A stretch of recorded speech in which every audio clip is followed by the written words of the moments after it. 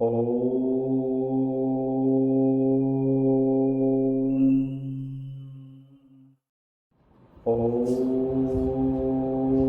श्री राम, जय सनातन। मैं हूं जेपी सिन्हा और आप देख रहे हैं सनातन कथाएं अंक 11। इस अंक में हम जानेंगे कि कैसे और कब रावण ने कराया था राम जी का यज्ञ और सीता को दिया था अखंड सौभाग्यवती होने का आशीर्वाद। रामायण ग्रंथ में ऐसे कई प्रसंग मिलते हैं जो किसी को भी चकित करने के साथ साथ प्रेरणा भी देते हैं, साथ ही साथ कुछ न कुछ सीख भी दे जाते हैं। आइए रामायण से जुड़े उस प्रसंग के बारे में जानते हैं जिसके अनुसार भगवान राम ने अपने ही दुश्मन से युद्ध में जीत पाने का आशीर्वाद मांगा था।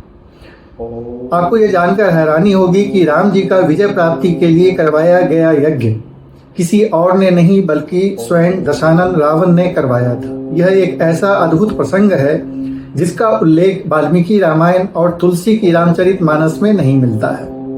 इसका वर्णन महर्षि कंबन की रामकथा ई रामावतारण में मिलता है, जो तमिल साहित्य की सर्वोत्कृष्ट कृति मानी जाती है।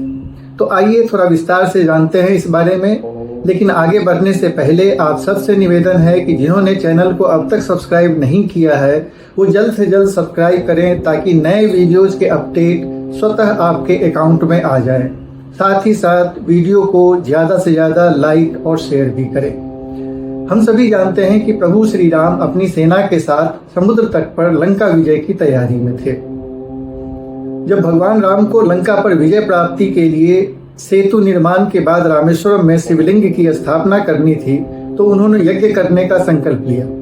इसके लिए उन्होंने जामवंत जी से कहा कि आसपास से कोई पुरोहित, पुजारी या फिर कोई आचार्य ढूंढ कर लाएं जो इस यज्ञ को संपन्न करवा सके। इस पर जामवंत जी ने कहा कि हे प्रभु, यहाँ जंगल में समुद्र तट पर पेड़ पौधे वन्य जीव के अलावे और क्या मिलेगा। इस पर श्री राम बोले कि आचार्य तो चाहिए ही, और आचार्य भी ऐसा होना चाहिए जो शैव और वैष्णव दोनों परंपराओं का ज्ञाता हो। इस पर जामवंत जी ने कहा कि ऐसा तो केवल एक ही व्यक्ति है, लेकिन वह हमारा शत्रु है।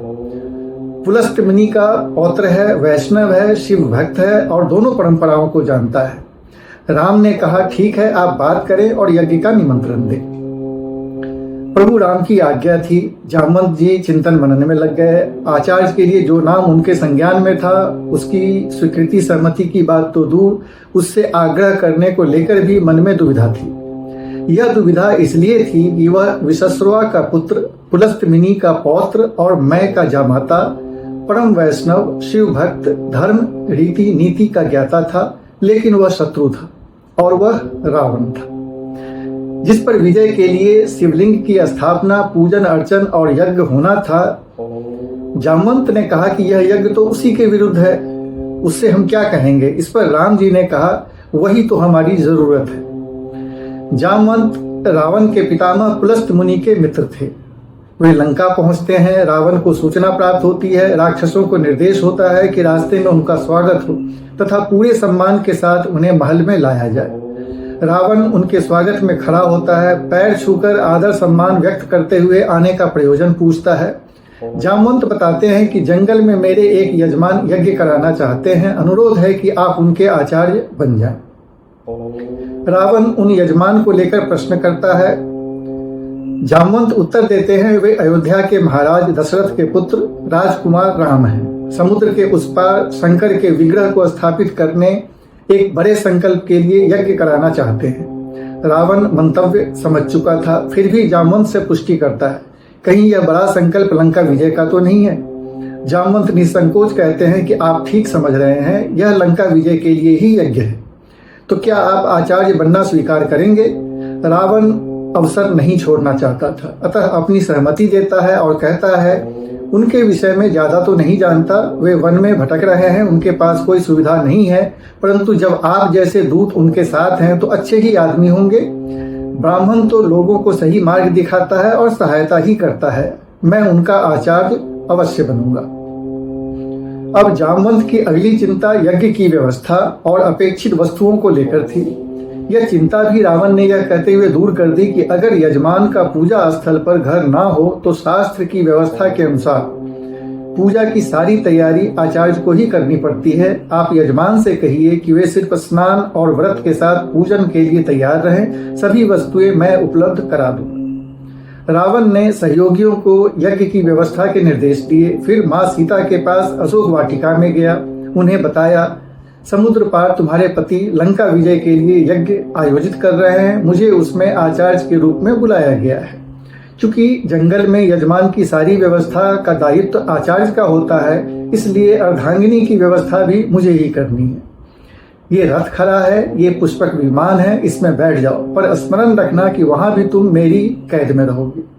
सीता ने उन्हें आचार्य कहकर प्रणाम किया और रावण ने उत्तर में अखंड सौभाग्यवती होने का आशीर्वाद दिया। निमंत्रण पर जब रावण यज्ञ कराने पहुंचा तो राम, लक्ष्मण और सभी वानर उन्हें हाथ जोड़कर प्रणाम करते हैं और लंका विजय के लिए यज्ञ और देवादिदेव महादेव के आशीर्वाद के लिए शिव विग्रह की स्थापना की अभिलाषा व्यक्त करते हैं। राम यह सब लंकेश से कह रहे हैं, लेकिन इस समय तो लंकेश आचार्य की भूमिका में है। आचार्य रावण उन्हें यज्ञ संपादित करने के लिए आश्वस्त करते हुए कहता है कि महादेव चाहेंगे तो आपको यज्ञ का फल अवश्य मिलेगा। यज्ञ की तैयारियां पूरी थी, लेकिन हनुमान की प्रतीक्षा हो रही थी, वह शिवलिंग लेने गए हुए थे।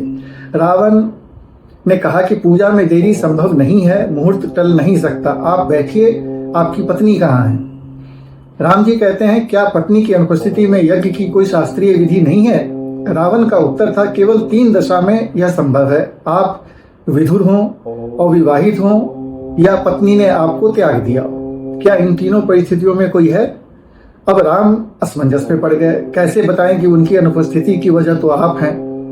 ऐसे समय में जामवंत सहायक सिद्ध होते हैं और आचार्य रावण को स्मरण कराते हैं कि अगर यजमान जंगल में हो और यज्ञ के समस्त संसाधन उपलब्ध ना हो तो इसे पूरा कराने की जिम्मेदारी आचार्य की होती है। आचार्य रावण ने इस समस्या का समाधान पहले ही कर रखा था, अतः उसने सीता के पुष्पक विमान में बैठे होने की जानकारी दी। विभीषण और अन्य मित्र माता सीता को पुष्पक विमान से लेकर आते हैं। सीता के आने पर विधिवत पूजन होती है। माँ सीता के हाथों वहां अविलंब मिट्टी का शिवलिंग स्थापित होता है, जो आज भी वहां शिवलिंग के रूप में मौजूद है। यह वही शिवलिंग है जो हमारे 12 ज्योतिर्लिंगों में से एक है। मान्यताओं के अनुसार इसी मध्य हनुमान शिवलिंग लेकर पहुंचे। उन्होंने पहले से स्थापित शिवलिंग हटाने और स्वयं का नया शिवलिंग स्थापित करने की जिद पकड़ ली। प्रभु राम ने उन्हें बहुत समझाया, हनुमान फिर भी नहीं माने। राम को आभास हो गया कि हनुमान को अपने बल पर अभिमान हो रहा है। राम ने कहा कि ठीक है, पहले से स्थापित शिवलिंग को हटा दो, परंतु पूरा बल लगाने पर भी हनुमान असफल रहे, वो शिवलिंग नहीं हटा पाए। फिर प्रभु राम ने उन्हें आशीर्वाद देते हुए कहा कि तुम्हारा लाया शिवलिंग भी यहाँ स्थापित रहेगा। इसलिए रामेश्वरम में दूसरा शिवलिंग भी विद्यमान है। दूसरे शिवलिंग को हनुमानेश्वरम के नाम से जाना जाता है।